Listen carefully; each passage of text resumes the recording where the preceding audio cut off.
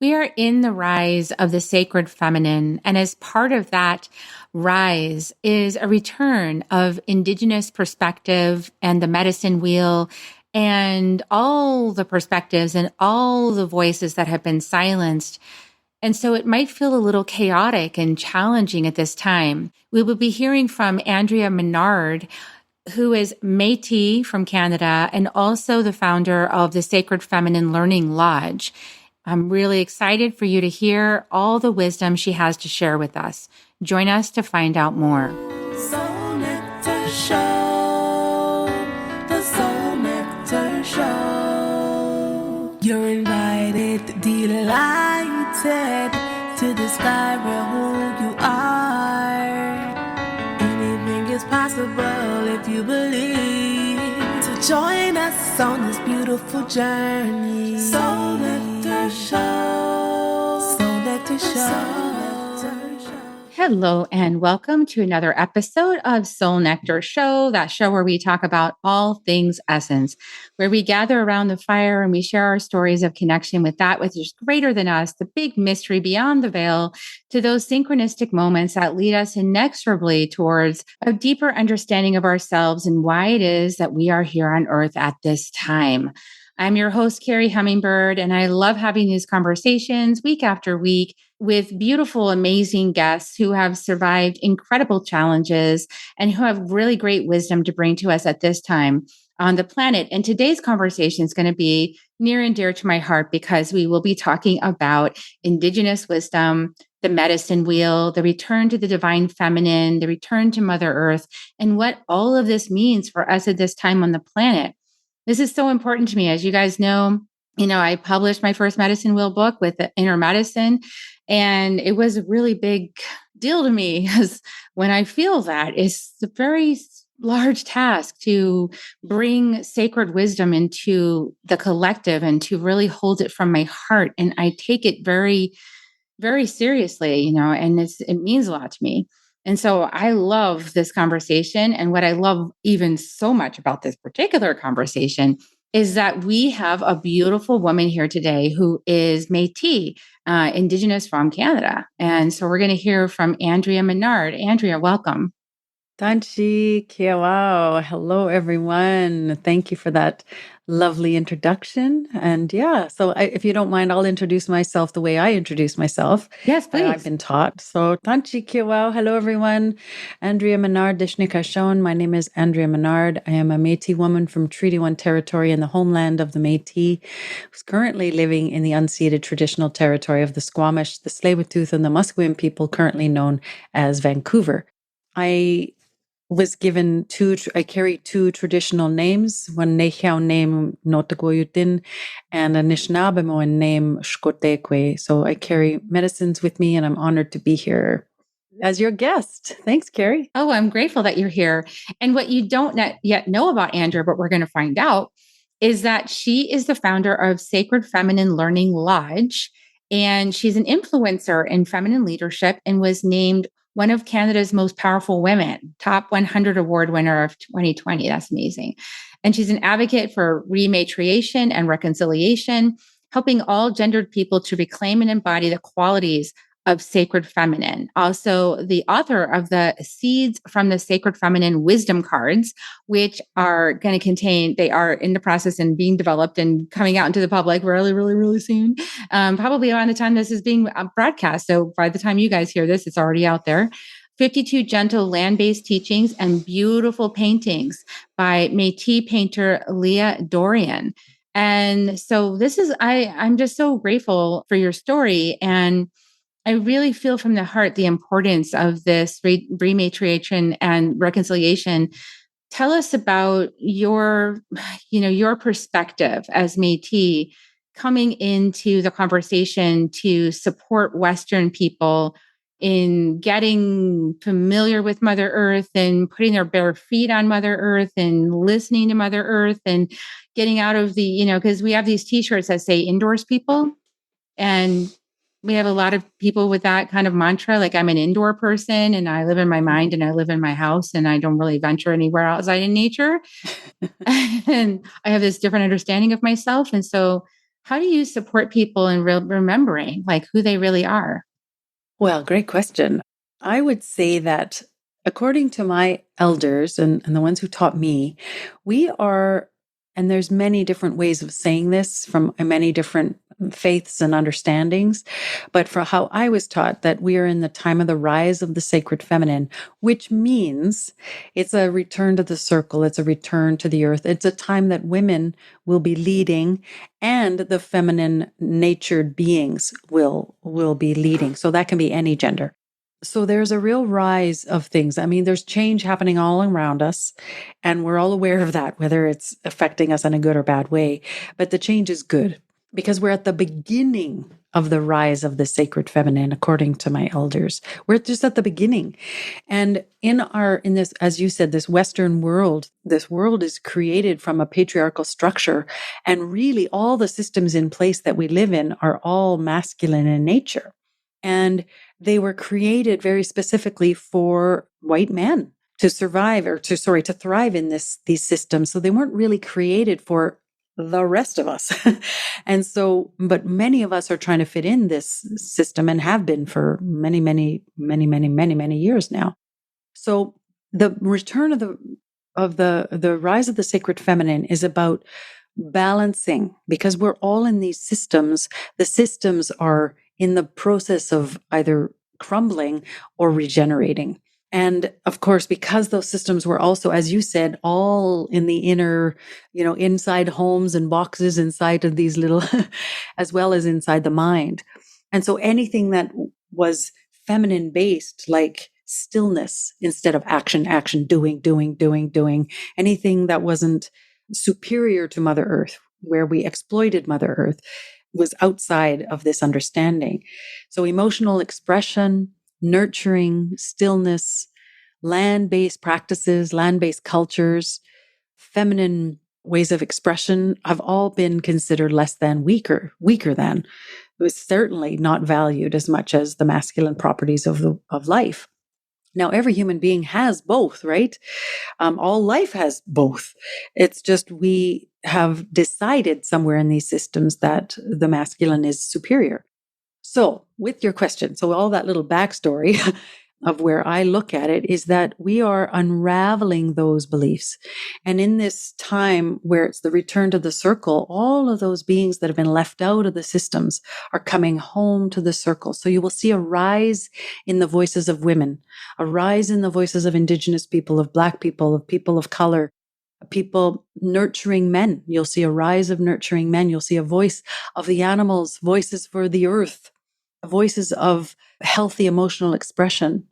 People with disabilities or extra abilities, you're going to hear all these voices, two-spirited, transgender, non-binary, all those voices are coming home to the circle because they've been left out. So to the world, it seems like chaos and, oh my goodness, but it's really just a rebalancing act.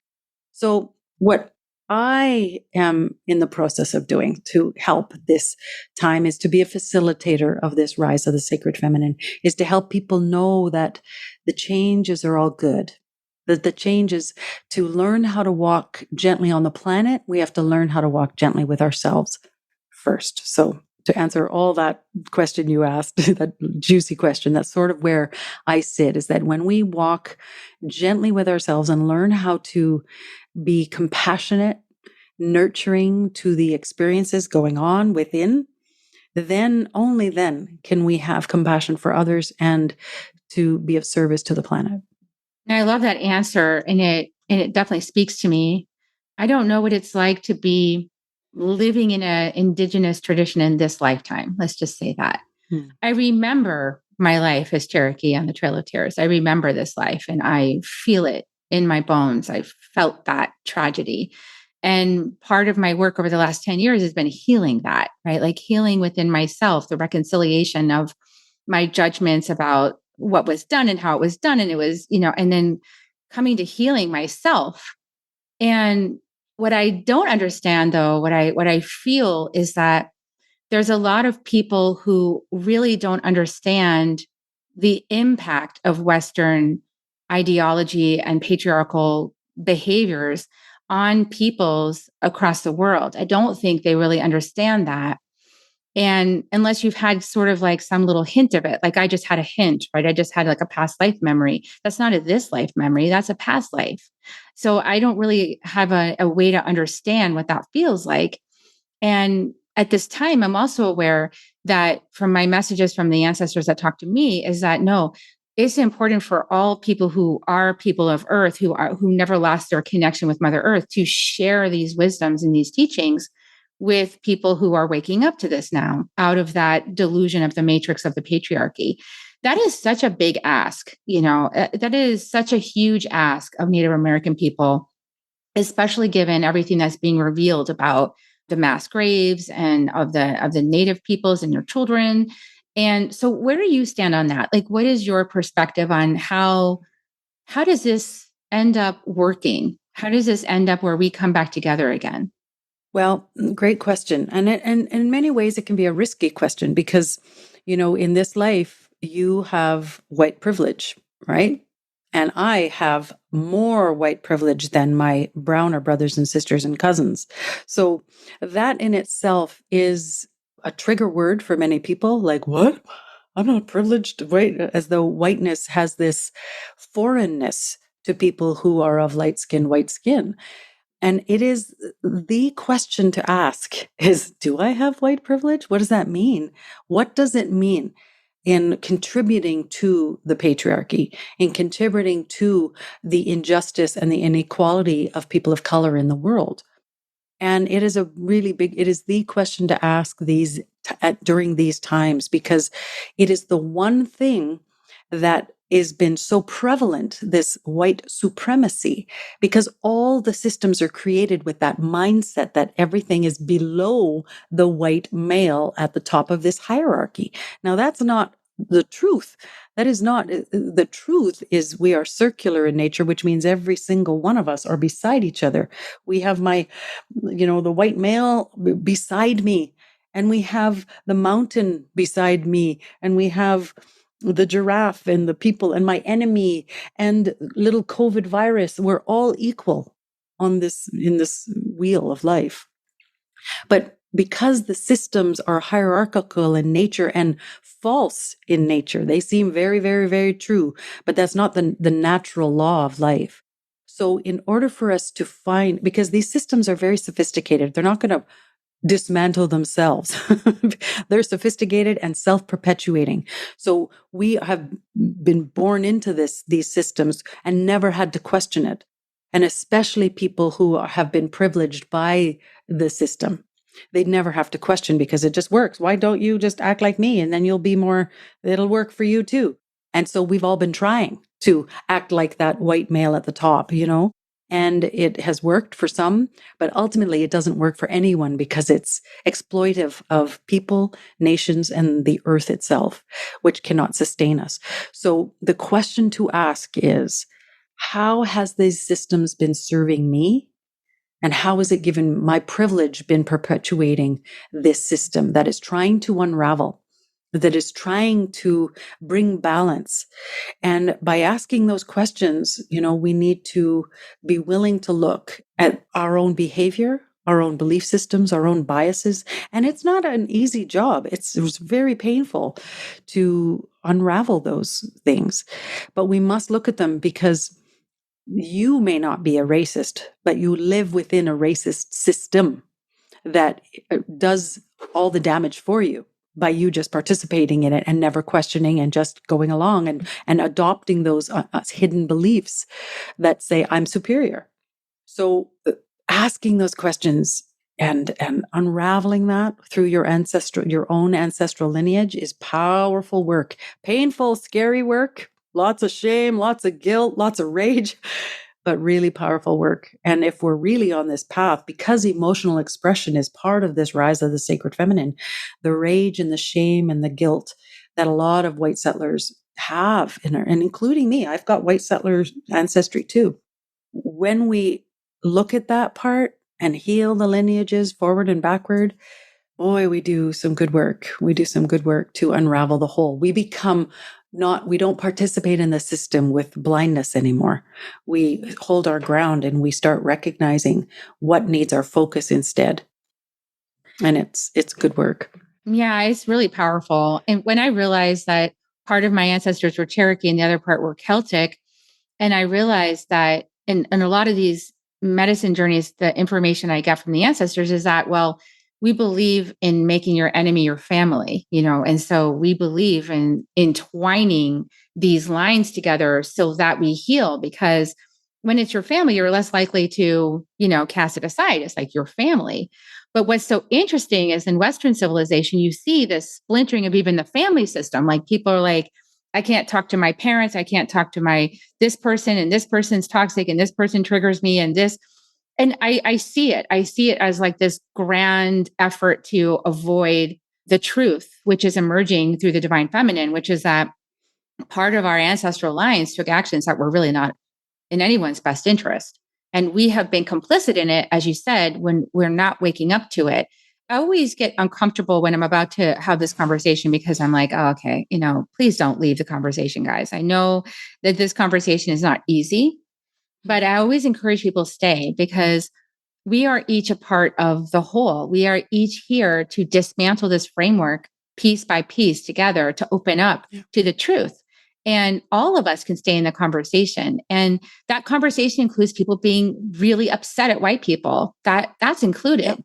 That has to be done. That has to be voiced. It has to be expressed. And so I just try not to take it personally. So that's where the 4 agreements are very handy, everybody. Don't take anything personally, be impeccable with your word. Don't make assumptions, do your best and follow your heart. So what would you say for somebody who's like white presenting, who really feels called to practice indigenous wisdom, to practice earth connection, but has lost that tie because of all of this religious indoctrination and dogma that led to the religious colonization and the witch burning and the severing of that maternal tie, that connection to Mother Earth through the Celtic ancestry. People have been punished for connecting with Earth. What would you say for those people who are waking up saying, I want to reconnect that in my own ancestry? I would say that, first of all, to recognize that colonization has affected every single land and every single people on this planet. Nobody has gone unscathed, which means somewhere along the line, your lineage, your land-based people, wherever you are from, were colonized. Were usurped. Those teachings were usurped and made to believe the dominant culture. And so it's in everyone's lineage, and the pain of that is extraordinary. The difference is that unhealed pain that sits in our lineages, somewhere along the line we have to say it stops with me. And so the first thing I would say is start opening up the channel to your ancestors. Start recognizing where your first land-based people, relatives came from. And recognize that indigenous wisdom from this land isn't necessarily yours. And it may not behoove you to actually adopt these traditions. In fact, it can get a little tricky, unless you've been trained by the wisdom keepers from this land. So if you have land-based, you are a child of earth, period. You belong to the earth. You belong here. First of all, to know your mother loves you and you are part of the wheel of life. And you have ancestors somewhere in the ground that carry the wisdom that you hold in your lineage. You have land-based wisdom from some land. And your ancestors knew that place, because a lot of wisdom comes from place. It's place-based. And so you may have been here several generations, wherever you're living. You may have been in a specific place, but I can guarantee you that on this continent, the ancestors from the indigenous people are 15,000 years older than your ancestors. It's their wisdom that in many ways we must honor on this place, because they hold a lot of how to take care of these lands. But the people of other lands, your ancestors have this knowledge, and to open up those wisdom, to open them up, to start asking for the help so that you learn that wisdom from that land base that you can maybe carry to these places where you are now. It's an honoring of a recognition of that you are children of earth, that you are welcome to remember who you are and how you belong to these lands. But there's wisdom keepers that know more than you. Your ancestors from your land know these things, and to go ask them, they'll reveal them to you.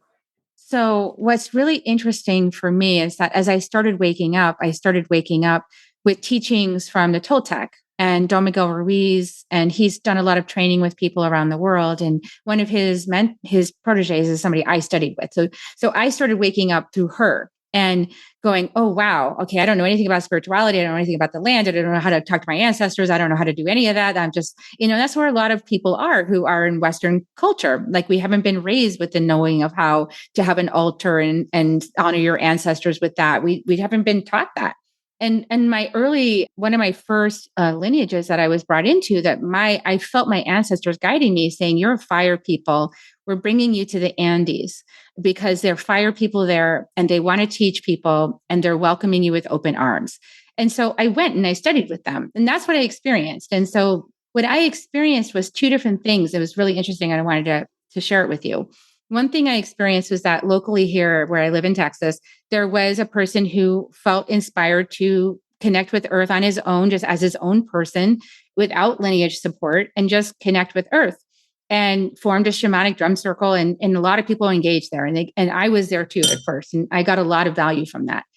But then when I went to go study with the Caro in the Andes, there was a whole different thing going on there. Like, that is not even the same thing. And I was like, will you adopt this redheaded stepchild? Because I need a home and my home is gone. I don't have connection to that. Will you help me? They were willing to serve. They were willing to help in that way. And they continue to keep their arms open to people that I bring in, from the Western world. And of course, I'm the one that like serves as the mentor because I can speak their language and I understand but behind me is the lineage, like I'm not doing all that miracle stuff. I am just simply the conduit, the hollow bone through which all of this information comes through. It comes from the lineage. Even when I'm speaking here or anywhere else, or in my books or on the healings, I'm opening to the lineage. The lineage is coming through me. It's not Carrie necessarily, right? Like I know some stuff. I've had some life experience, but not like that, So there's a really big difference I found between a lineage still on the same land as their ancestors, maintaining the traditions through the colonization period unbroken. And, let's just say white people having a drum and trying to connect with Mother Earth on their own. There's like a very different thing going on. What do you say about that? Well, thank you for recognizing the difference, right? And there is nothing wrong with that awakening spirit that needs earth-based practice, and find it. There are people within my communities that are offended if it's exploited, if it's, you're making money off of indigenous teachings and leaving the teachings and the people behind. But if you are doing it for your own sake of awakening and helping others awaken to wisdom, then it's always a good thing to awaken to your inner spirit and to awaken to the relationship with the land. That is always good because we need to create relationship with Mother Earth. It is necessary in order for us to move forward. But like I said, to know the difference though, that when you connect in with real unbroken training, teaching, groundedness, it's a different thing altogether. And that one is a invited, privileged place to be, with respect, because there are many people that come home and take those teachings and make tons of money off of it and never acknowledge where those teachings came from or shared that abundance with the people that taught them. Because within indigenous, that's a big no-no. In communities, that's a big no-no. You come in and take, that is, again, that colonization mind that everything is mine to exploit. That is definitely the patriarchal mindset that is needing to unravel. That is not indigenous teachings at all. So if you're teaching indigenous wisdom, then you better adopt the understanding that, there's nothing wrong with making a profit, but don't do it on off the backs of people who are not benefiting from your taking of the knowledge. Yeah, the way that it was explained to me was that it's like the Andes, it's Aini. So it's you today, me tomorrow, And so there's this sense of like the ancestors will come when you call, And I call every day because I'm like, please help me illuminate my consciousness, because I'm pretty sure I don't understand how this works the right way because I'm in this culture, right? I've been conditioned. Yeah. So every day I'm like, please help me understand this better because I'm not sure I get it. And, when you call, then you also have to answer. So and I'll get these people, right? I'll get brought people who the ancestors are like, this person needs help. You need to help this person now.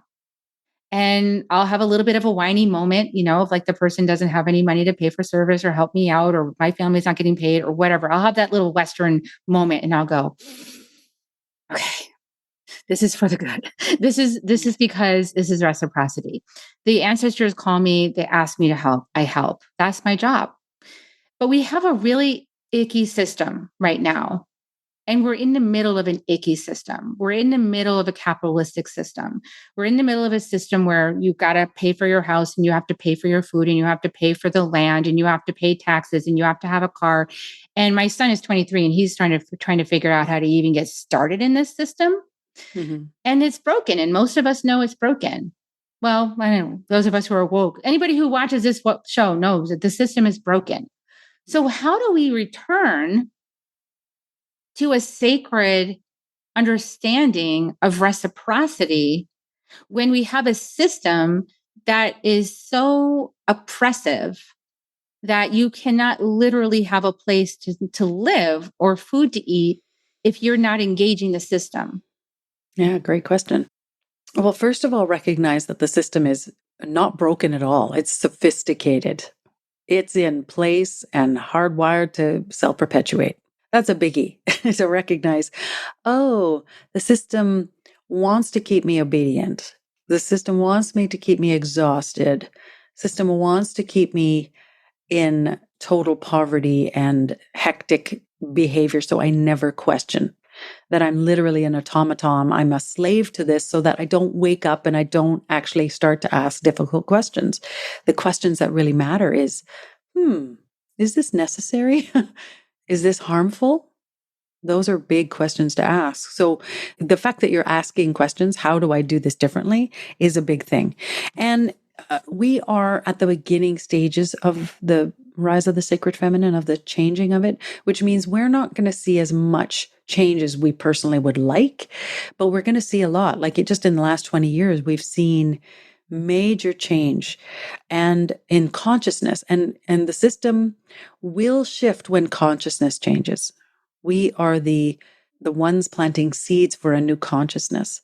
So it's struggling for us. Our dislike of it, oh, hell no. I don't want this. No way, no way, no, no, no, no, no. See, reciprocity is a joyful experience, where instead in the system, it's like, I have to be reciprocal because, and so I have to give something that I don't have. And the truth is that we are abundant beings. We are eternal beings. And until we remember that, we give back from a sense of obligation, and a sense of lack. But that's the system, we're still programmed. But when you dance out of that program, when you dance above and dance away, and you start to see what freedom and abundance really looks like, your service comes and flows back to you in ways that you can't even imagine. You recognize that abundance is not contained by the system.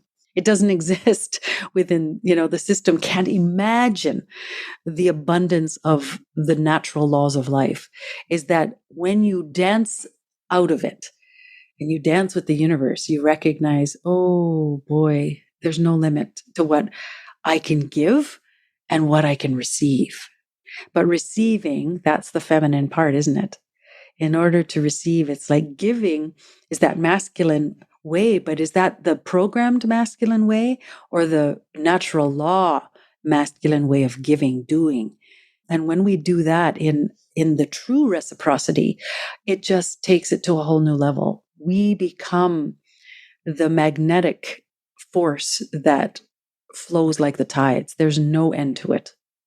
Yeah. And when we link arms, we do it even better, right? Like, so a lot of I experience this with podcasting. So I have a lot of connections that people that are using their voice, to share their messages with podcasts. And my abundance is extreme on podcasts, right? So like, it's wonderful because I'm always meeting new friends and I'm always having beautiful conversations, and we're putting good messages out there in the world. And we're like opening up conversations people hadn't thought about before. And so we are making change. Like, to your point, I have the shadow of impatience in my core wound in my gene keys. And so I am so impatient for that to get like, come on.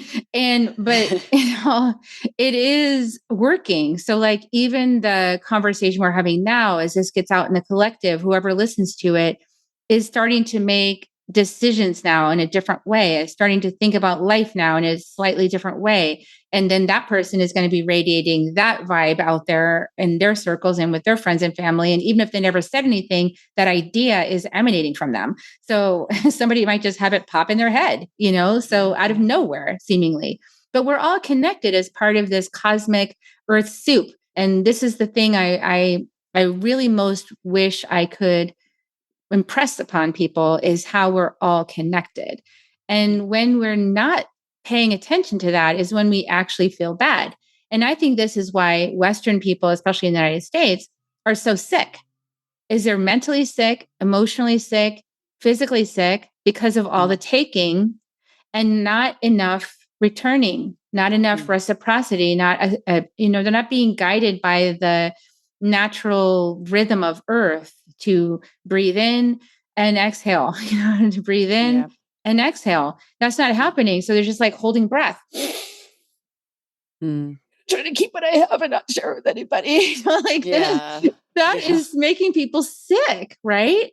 And it's like, how do we even, and at the same time, I want to express, sincere compassion for people that happen to be white presenting in this lifetime, because there's a whole lot of hatred for white presenting people in this lifetime. So it is a hard position to hold, to be in a body this lifetime and to realize that you're part of some conditioning that you don't see, but other people see it and you don't see it, and you're somehow being blamed and judged for it, but you don't understand it yet.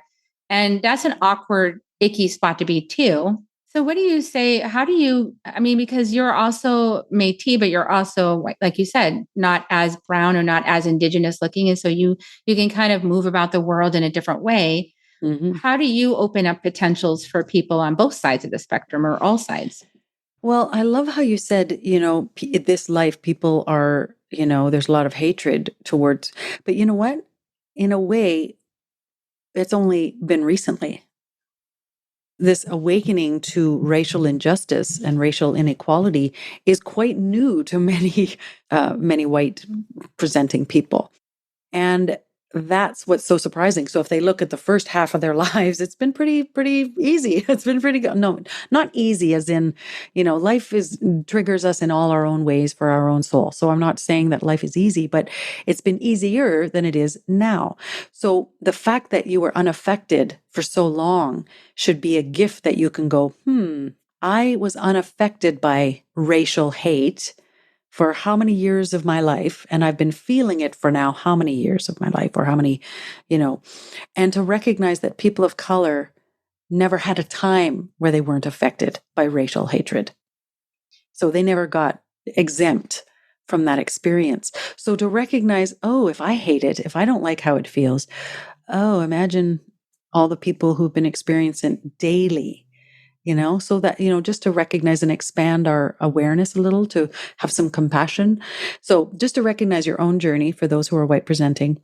That's the thing. Like for me, I can walk down the street and not be spat at, and not have racial slurs flung my way. Whereas I'm walking with cousins or walking with boyfriends or, they can't, and I've been witness to it all my life, but somebody who starts saying what they really think and they really believe, thinking they're talking to a white person.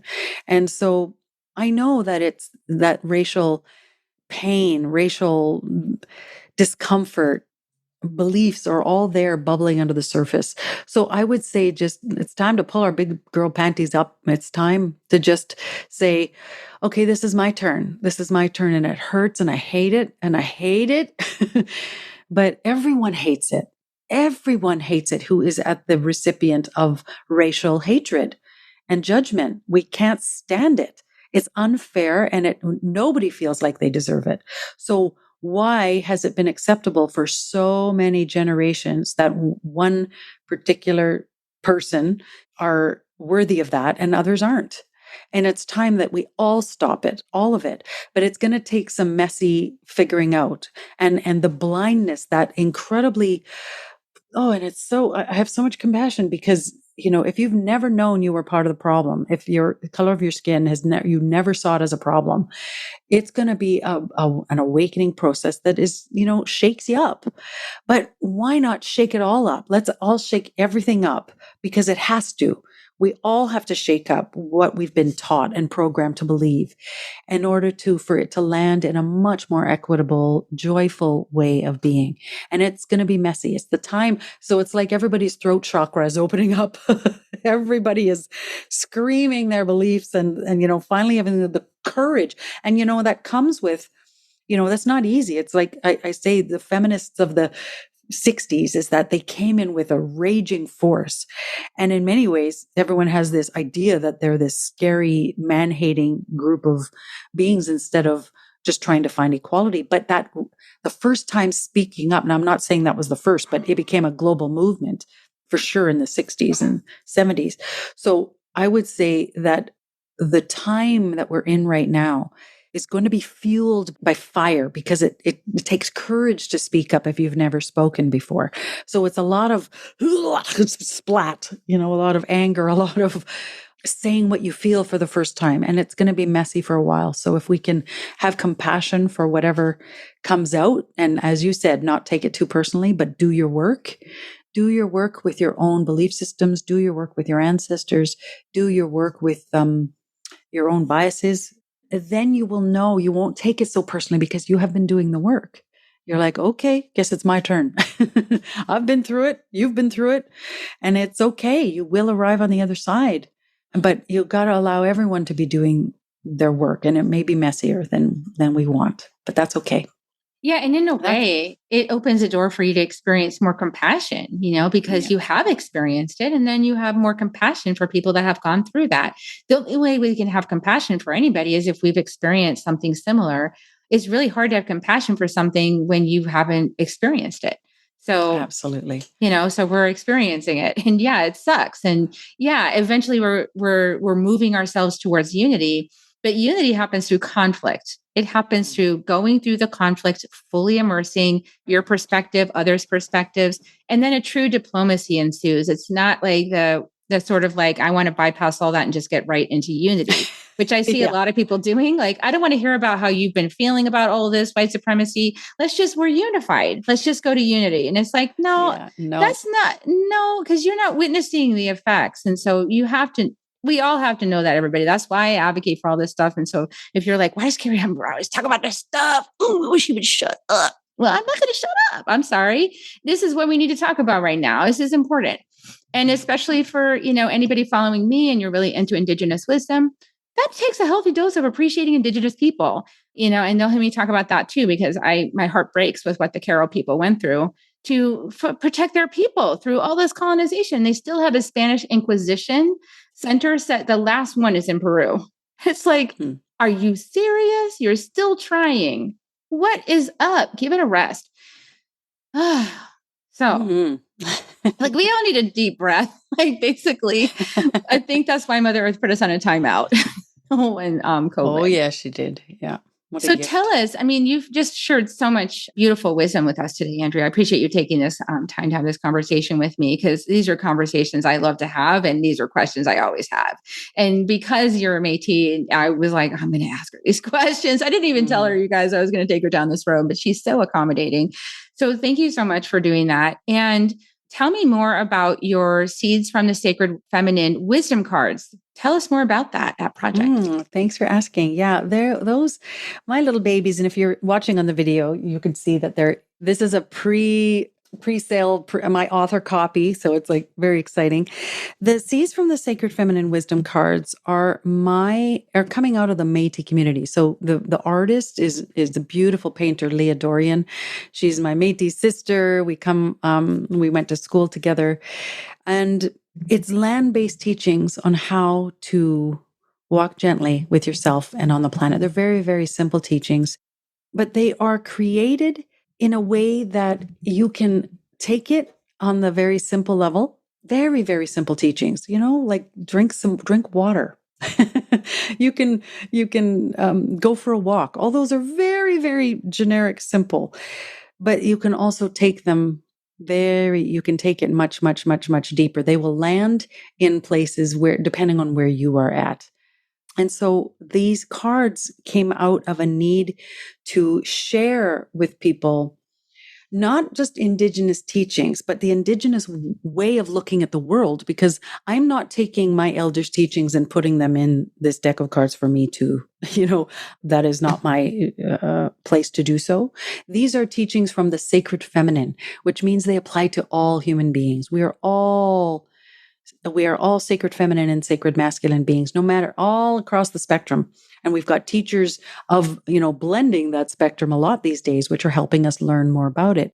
So for me, I wanted everyone to be able to own this, because not everyone is an indigenous person and not everyone has access to those deep teachings. And they're there if you are open to receiving them, but they're very generic teachings. And I want people to fall in love with that beautiful, interconnected way of looking at the world, land-based, land first. The 4 sacred elements, the 4 sacred directions, the 4 sacred bodies, all of those things are wrapped within the teachings. And they come through with grandmotherly teachings. One of my Cree name that I mentioned earlier is Notagoyutin, which means grandmother wind. And I connect with the grandmothers on the other side. So their wisdom come with a grandmotherly voice. And the grandmothers are very, very nurturing and loving.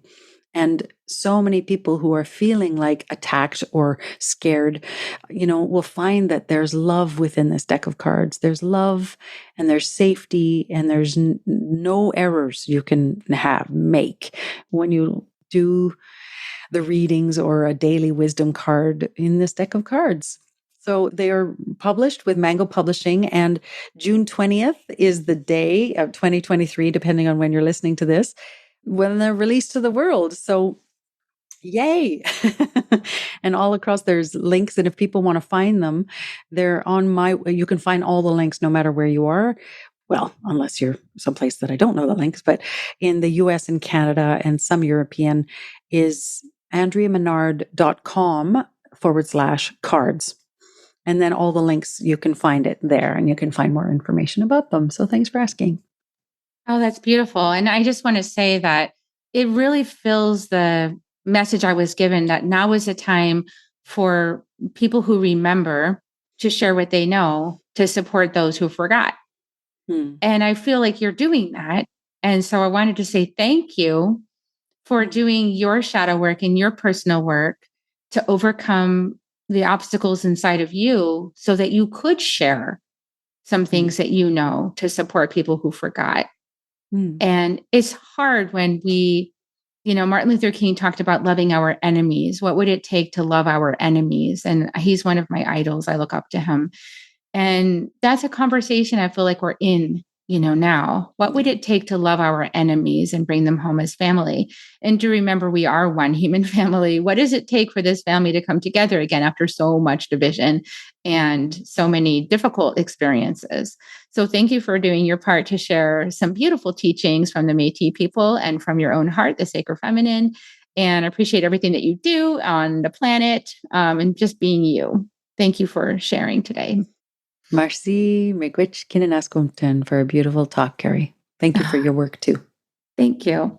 Okay, everyone. So like, subscribe, share, comment. What did you think about this episode? What touched you? What opened your heart? I want to hear it. I know Andrea does too. So please share with us what you thought, what you felt. Give us a rating and share that with somebody that you think might really enjoy this episode. And I'm going to give kisses now. If you want to join me, Andrea, I always give kisses at the end to everybody. I love you guys. And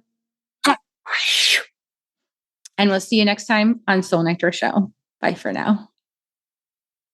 If you found even one gold nugget in this episode of Soul Nectar Show, will you do us a favor?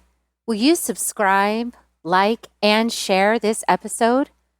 Maybe even write a comment and let us know what you thought about it.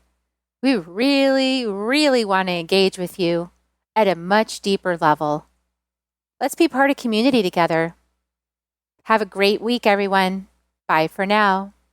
To dive in deeper to nourishing conversation, visit soulnectar.show. Soul Nectar Show. Awaken, awake, show. Take a sip from the drip of nectar, from the source of who you are.